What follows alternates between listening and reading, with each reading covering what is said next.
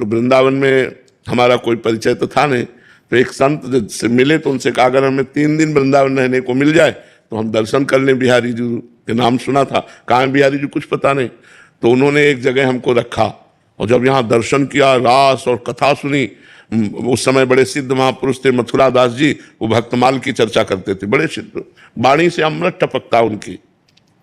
अब तो मन रम गया और जिस आश्रम में रखा वहाँ संत सेवा होती थी, तो वहाँ हटाने का कोई नाम नहीं था। तो 2-3 महीने व्यतीत हो गए, लेकिन वहाँ वातावरण जो था वो आश्रम का था और काशी में घाट में रहते एकांत वातावरण में, तो एकदम मन भागा कि एकांत मिलना चाहिए जिससे हम निरंतर भजन कर सकें।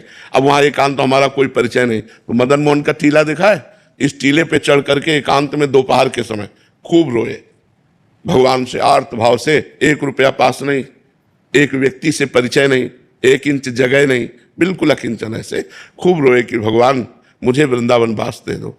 कहीं भी अगर एक कोने में मैं पड़ा रहूं, वृंदावन से कभी बाहर न जाऊं, तो मेरा जीवन सार्थक हो जाए। प्रभु अब मैं रास के बिना नहीं जी सकता, अब मैं वृंदावन के बिना नहीं जी सकता। ये जो भगवत कथा होती है, ये जो रास होता है, उस समय उड़िया बाबा में रास हुआ करता था, अब तो सब परिवर्तन हो गया।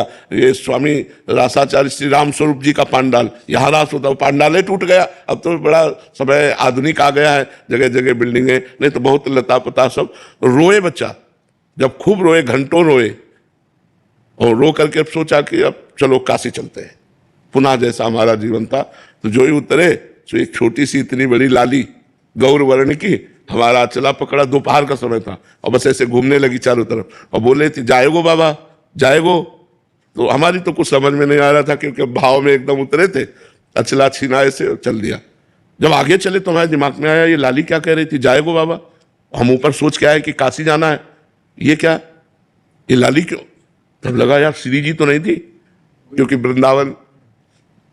फिर लौट के आए, हमें लगा कि किसी गोस्वामी की कन्या होगी, तो लौट के आए, वहाँ आसपास पूछा तो बोले यहाँ तो बाबा जी रहते हैं सब, मदन मोहन जी के नीचे, यहाँ तो बाबा जी रहते, यहाँ तो कोई कन्या है नहीं, लड़के है नहीं।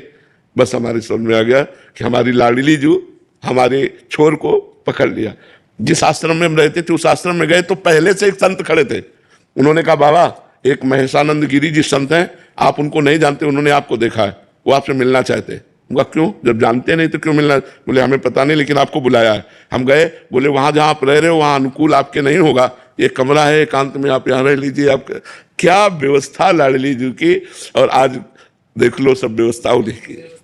तो यहाँ वृंदावन वास के लिए एकमात्र केवल रोना ही साधना है कि लाडली जो रीझ जाए और वो पास दे दे तो सब व्यवस्था बन जाए। यहाँ